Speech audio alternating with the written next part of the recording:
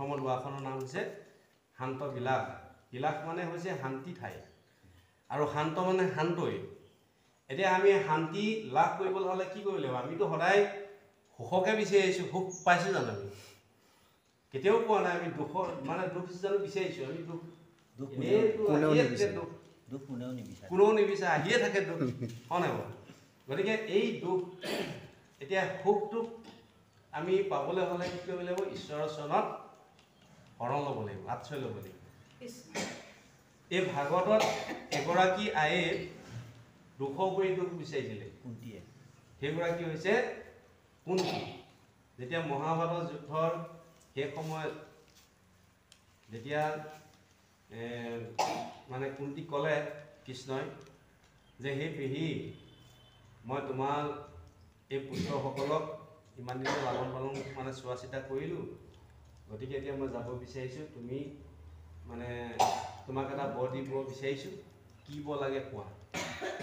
তেতিয়া কুন্তীয়ে ক'লে যে তুমি যে ইমান দিনে চৰাই যেনেকৈ বাঁহত পোৱালীবিলাকক লালন পালন কৰে, ঠিক তেনেদৰে মোৰ এই পুত্ৰসকলক ইমান দিনে চোৱা চিতা কৰিলা, এতিয়া যাবৰ সময়ত তুমি বৰ দিব বিচাৰিছা, মোক এনেকুৱা এটা বৰ দিয়া যাতে দুখৰ পৰি দুখ দিয়া, যিটো দুখ পালে আমি তোমাক সদায় বিচাৰোঁ, গতিকে সদায় পাম তোমাক, মন সদায় স্মৰণ কৰিব পাৰোঁ।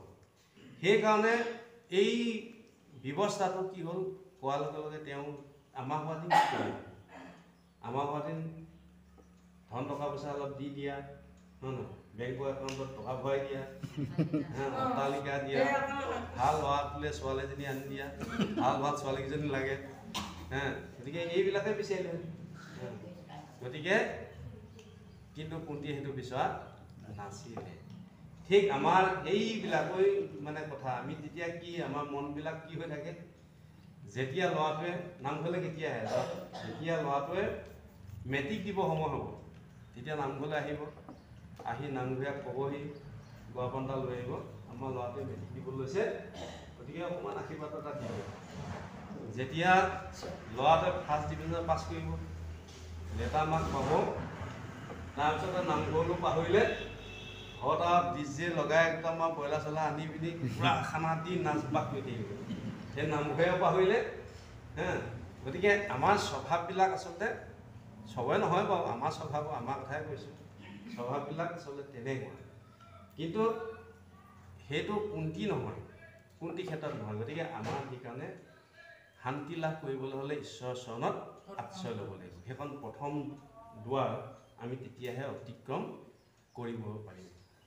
তাৰপিছত দ্বিতীয় দুৱাৰখন হৈছে হংসবিলাক। হংস যেনেকৈ ৰাজহংস, পানী আৰু গাখীৰ মাজত সদায় মিল হ'লেও গাখীৰ নিৰ্বাচন কৰি খাব পাৰে, গতিকে গাখীৰখিনি উলিয়াব পাৰে। সেইকাৰণে এইটো আমি ঠিক ভাল কি বেয়া কি, সত্য কি অসত্য কি, ন্যায় অন্যায়, সুখ দুখ, এই গোটেইখিনি নিৰ্বাচন কৰি ভালখিনি লৈ বেয়াখিনি পৰিহাৰ কৰিব লাগিব। তেতিয়া আমি সেইখন দুৱাৰ অতিক্ৰম কৰিব পাৰিম। তৃতীয় হৈছে শ্বেতবিলাস। শ্বেত মানে বগা, বগা হৈছে সত্যপতি, শুদ্ধ পতি। এতিয়া আমি সকলোকে আমি শুদ্ধ দেখিব লাগিব। আমাৰ মনবিলাকত যেতিয়া যেনেকৈ এখন ক'লা চশমা বা ৰঙা চশমা পিন্ধি থাকিলে আপুনি আনকো ৰঙা দেখিব, যেনেকুৱা ৰঙৰ চশমা পিন্ধে তেনেকুৱাই আপুনি দেখিব। ঠিক আমাৰ ভাৱনাটো যেনেকৈ হ'ব আমি সকলোকে তেনেকেই দেখা পাম। এদিন এজন ব্যাখ্যা আৰু এজন পাঠকী ব্যাখ্যা কৰি আছে, পাঠকীয়ে পাঠ কৰি আছে। তাৰ মাজতে হনুমানে ছদ্মবেশ ধাৰণ কৰি তাতে শুনি আছে।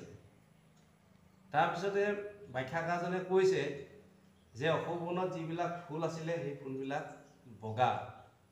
তেতিয়া হনুমানে ৰ'ব নোৱাৰিলে, তেওঁ ছদ্মবেশ গুচাই আচল ৰূপটো ধাৰণ কৰি তেওঁ ক'লে যে অশোক বনত মই নিজে আছোঁ, নিজে দেখিছোঁ ফুলবিলাক ৰঙা। তেতিয়া ব্যাখ্যাকাৰজনে ক'লে, হে হনুমান, তুমি আছিলা হয়, যেতিয়া ৰাৱণে সীতাক হৰণ কৰিছিলে তুমি তাত আছিলা। যেতিয়া সেই ৰাৱণে সীতাক হৰণ কৰাৰ যি দৃশ্য তুমি দেখা পালা, তেতিয়া তুমি তোমাৰ খঙত গোটেই চকু ৰঙা হৈ গৈছিল, আৰু সেইকাৰণে তুমি গোটেই ফুলবিলাকে ৰঙা দেখিলা, প্ৰকৃতাৰ্থত বগাহে আছিল। গতিকে সেইকাৰণে আমাৰ ভাৱনাবিলাক যদি শুদ্ধ নহয় তেতিয়া আমি কাকো শুদ্ধ দেখিব নোৱাৰোঁ। গতিকে আমাৰ কোনোবা এজন যদি আমি সংগীয়ে বাপসকল আমাৰ মাজত যে খেলি মেলি লাগে এই কথাবিলাক, আমাৰ সংগী এজনক প্ৰথমতে আমি বেয়া সেইটোহে দেখি থাকোঁ। কোনোবা এজনক নতুন চিনাকি দিয়াৰ পিছতে তেওঁ বেয়া গুণটো ইজনে গালেই, লগৰজনে বেয়া গুণটোহে গালে। তেওঁ যে ভাল গুণটো যে তেওঁ মানে বিস্তাৰ কৰিব লাগে সেই কথাটো কেতিয়াও তেওঁ নলয়, মানে হেৰি নকৰে। গতিকে সেইকাৰণে আমাৰ ভাৱনাবিলাক শুদ্ধ হ'ব লাগে, সত্য হ'ব লাগে, তেতিয়া আমি আনকো শুদ্ধ দেখিম। অধৰ্ম হ'লে কেৱল দুখকে দেখি থাকিম। উত্তম মধ্যম এইখিনি ভকতৰ ভাগ দেখুৱাইছে নহয়।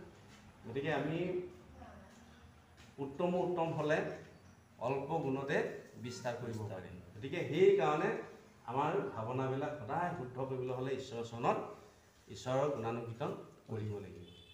তাৰপিছত আছে প্ৰণৱ দণ্ড।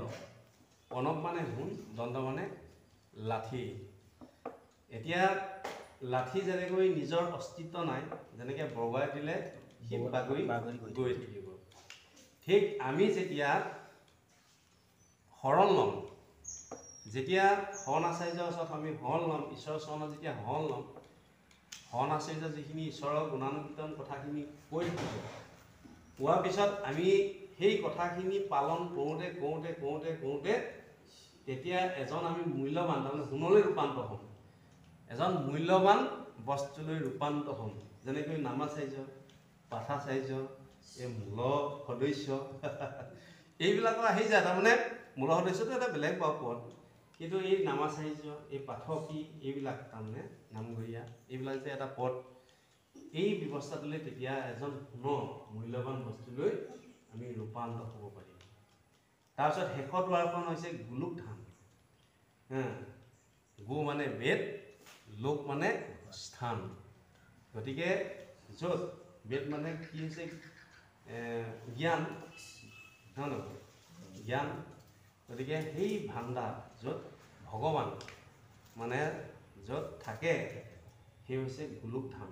শেষৰ দুৱাৰখন হৈছে গোলোক ধাম। সেইকাৰণে মহাপুৰুষ শংকৰদেৱে এই 7খলপীয়া আসনৰ যোগেদি আমাক এই তত্ত্বখিনি আমাক সম্পূৰ্ণ দি থৈ গৈছে। আৰু এই তত্ত্বখিনি আচলতে যিজনে গুৰু আসন প্ৰতিষ্ঠা কৰে সেইজনে সম্পূৰ্ণ জানিব লাগে কথাখিনি।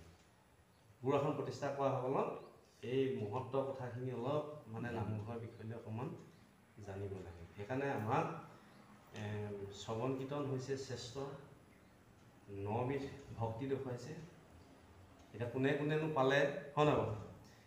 নাৰদে কৰিলে হৰি কীৰ্তনত ৰতি, পৰিষিদে শ্ৰৱণত লভিলা মুকুতি, প্ৰহ্লাদে স্মৰণ ভক্তিত ভৈলা পাৰিষদ, অম্বৰীষে পাইলে গতি সেবি হৰিপদ, ইন্দ্ৰদৈন্য অচিলন্ত কৃষ্ণ চৰণত, অকুৰে বন্দনা ভক্তিত ভৈলা মাধৱত, বলি ৰজাই ব্ৰাহ্মণত আত্মনিবেদিলা, উদ্ধৱে দাসত কৰ্ম কৃষ্ণত কৰিলা, কৃষ্ণ হমে কৰিলন্ত অজনে সখিত, এহি নৱবিধ ভক্তি